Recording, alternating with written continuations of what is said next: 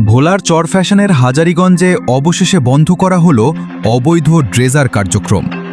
স্থানীয়দের অভিযোগ ও লিখিত আবেদনের পর শশীভূষণ থানা পুলিশ অভিযান চালিয়ে নদীর কাছ থেকে মাটি কাটার কাজে ব্যবহৃত একাধিক ড্রেজার বন্ধ করে দেয়। জানা গেছে, দীর্ঘদিন ধরে একটি প্রভাবশালী চক্র মেঘনা নদীর তীরঘেঁষা এলাকায় ড্রেজার বসিয়ে অবৈধভাবে মাটি কেটে বিভিন্ন স্থানে বিক্রি করে আসছিল।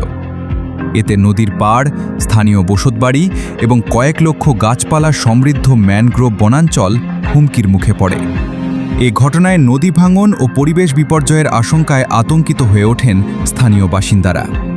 পরে এলাকাবাসীর পক্ষে আব্দুর রহিম হাজারী শশীভূষণ থানায় লিখিত অভিযোগ দায়ের করেন। অভিযোগের ভিত্তিতেই পুলিশ অভিযান চালিয়ে ড্রেজার কার্যক্রম বন্ধ করে দেয়।